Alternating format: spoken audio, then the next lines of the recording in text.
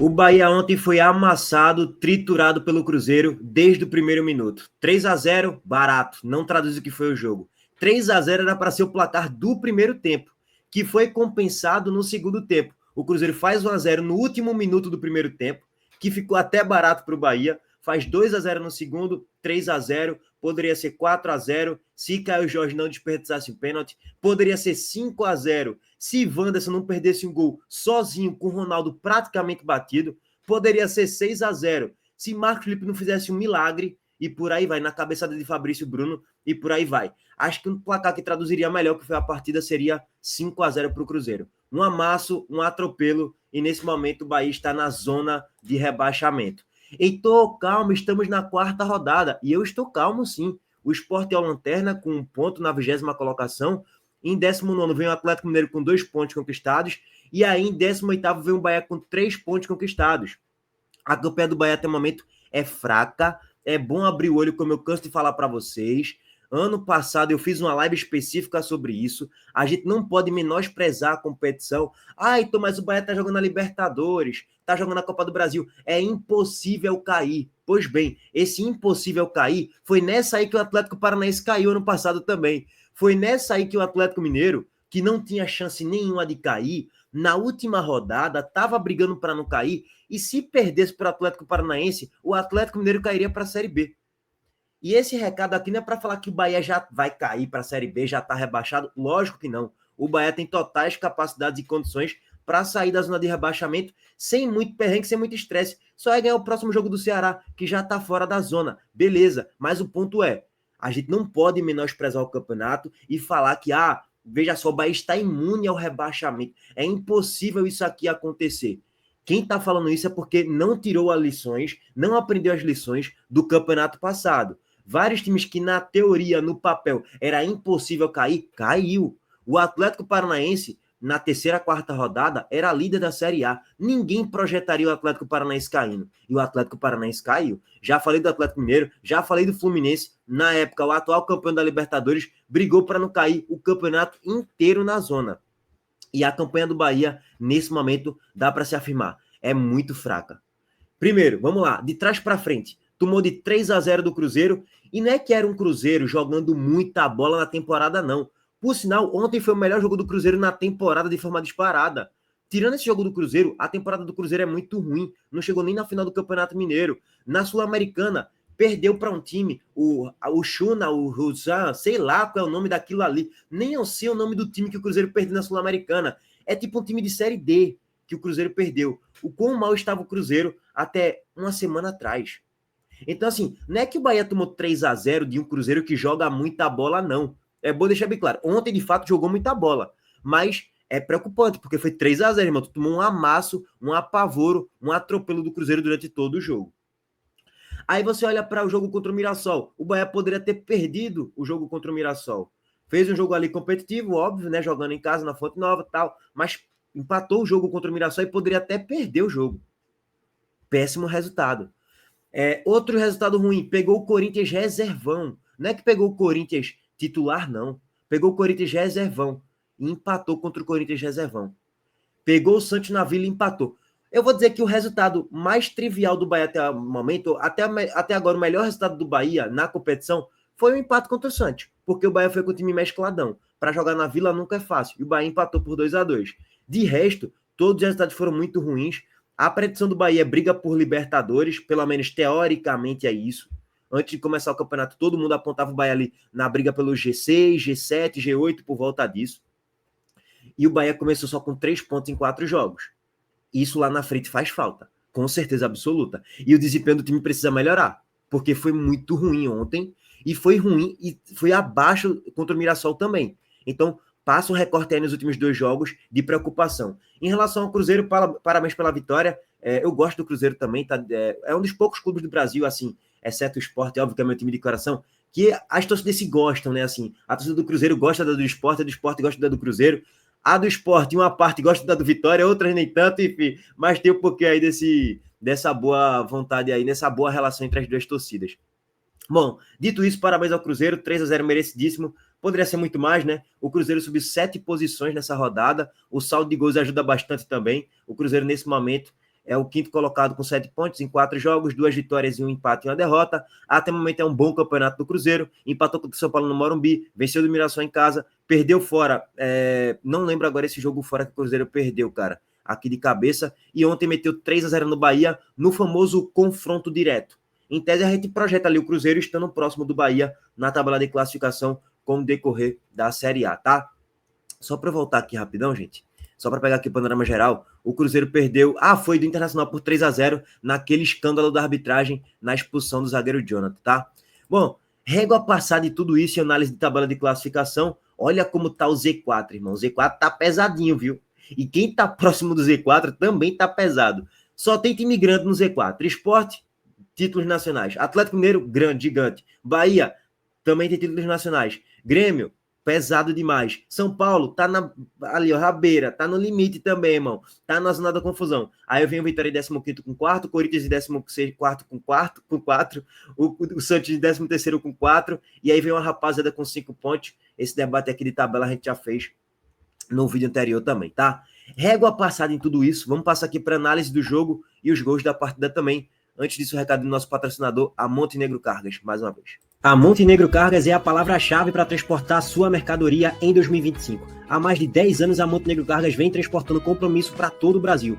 Com as modalidades de entregas fracionadas, expressas e dedicadas, vem oferecendo sempre o melhor serviço e detalhe, por um precinho justo. Além disso, a Montenegro Cargas é uma das poucas do Brasil a incluir prazo de entrega em proposta para vários trechos do contrato, garantindo confiança, eficiência e transparência em cada entrega. Essa é a Montenegro Cargas transportando compromisso. É carga, viu, pai?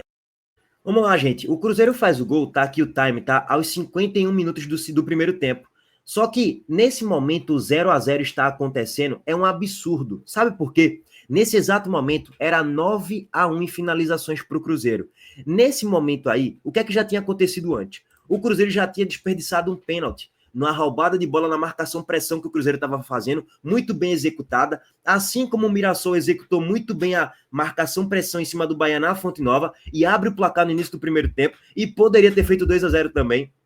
O Cruzeiro começa o jogo marcando pressão, asfixiando o Bahia no seu campo de defesa, o Bahia altamente desconfortável lá atrás, não conseguindo trabalhar muito bem a posse de bola, e o Cruzeiro roubando bola. Caio Alexandre Caio Alexandre foi roubado, né? Bateram a carteira dele no próximo ali da grande área, e o Cruzeiro chegando com perigo, roubando bola, até que Ronaldo recebe um passe, um recuo, e os jogadores do Cruzeiro, o Cruzeiro foi a campo do meio para frente, com Christian, Matheus Pereira, Wanderson e Caio Jorge.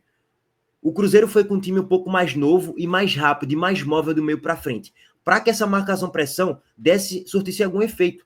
Se o Cruzeiro vai com um time mais velho, pesado, com Gabigol, esquece, irmão, não vai ter marcação-pressão com tanta eficiência. E o Cruzeiro marca a pressão e, além disso, marca o goleiro, que é uma estratégia inteligente contra o Bahia. Os goleiros do Bahia são fracos com a bola no pé.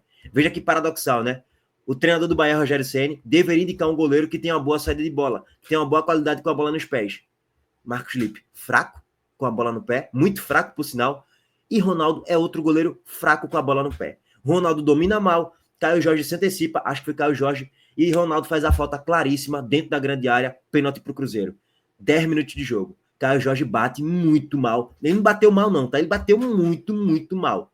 Se o goleiro acerta, se eu tivesse lá na barra e eu acertasse o canto, eu pegaria. Porque foi uma cobrança fraca, nem foi alta, nem tão baixa, nem tão no canto. Ou seja, é o pênalti ideal para qualquer goleiro pegar, se acertar o canto. Ronaldo acertou, fez a defesa, livrou a sua própria pele, beleza. Mas 2 minutos depois, Caio Jorge, que tinha acabado de perder o pênalti, ele começa a se recuperar no jogo, distribuindo um passe, deixando o Wanderson na cara do gol. E cara a cara, Wanderson perde um gol claríssimo, assim. Ronaldo estava batido no lance e ele consegue perder um gol claríssimo. Ele finaliza a bola, raspa a trave. Mais uma chance clara de gol criada pelo Cruzeiro. Depois disso, o Cruzeiro continua amassando o Bahia, continua chegando pela direita, pela esquerda, por dentro, com a posse de bola, na marcação-pressão, na jogada de transição. Cara, o jogo do Bahia simplesmente não fluía.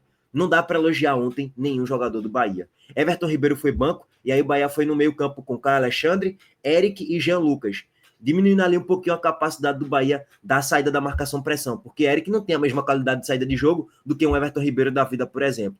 Cauli, que a natureza marca, eu sei que a torcida do Bahia tem um apreço, um carinho enorme por ele, Ele é um bom jogador sim, mas é jogador para composição hoje para o Bahia, pelo que ele vem jogando nos últimos 40, 50 jogos. Já não é mais o Cauli de 2023.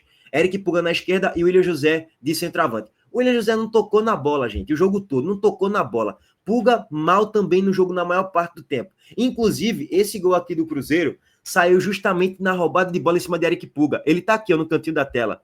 E foi ele que foi desarmado na origem do primeiro gol do Cruzeiro na partida. Então, assim, o Cruzeiro chegava com finalização de Christian no cruzamento de Fagner e Juba não estava fazendo um bom jogo.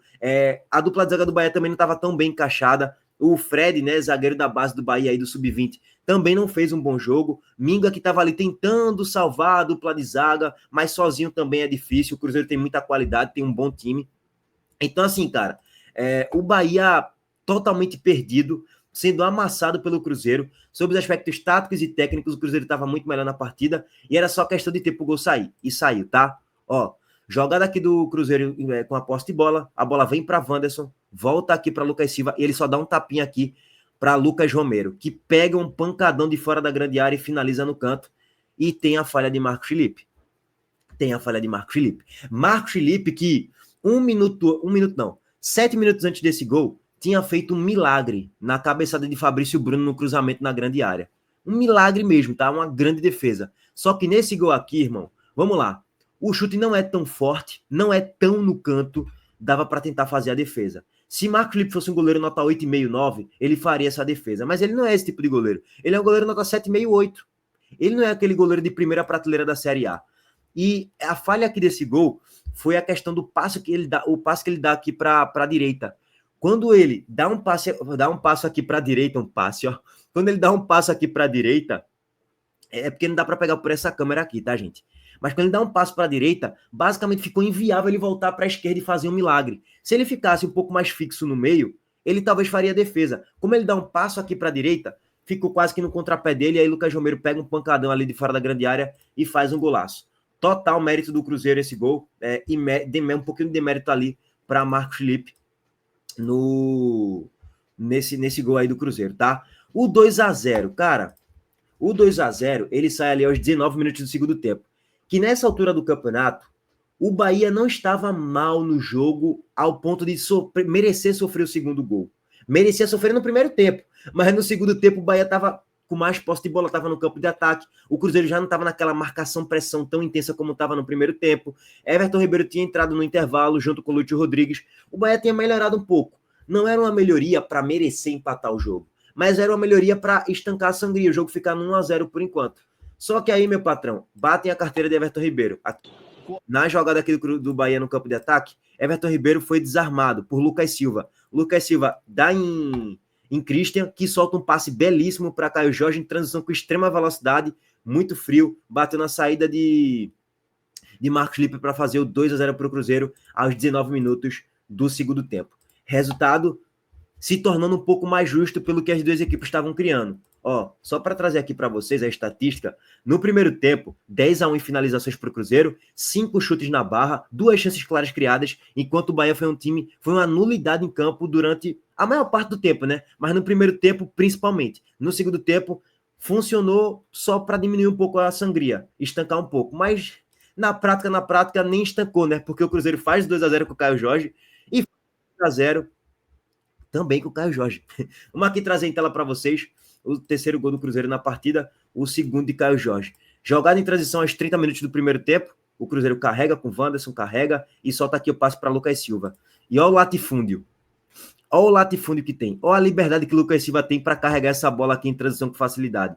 Jean Lucas não está próximo, Caio Alexandre não está próximo, Eric, que já tinha sido substituído, também não estava próximo. Sim, é uma liberdade imensa que o Cruzeiro tem para jogar em transição. E o Lucas Silva carrega, pensa, para. E tem 2 jogadores aqui nas costas de Fred, zagueiro do Bahia. E a lateral do Bahia? Quem é que estava marcando? Ninguém. Caio Jorge pega a bola na meia-lua e finaliza chapando no canto.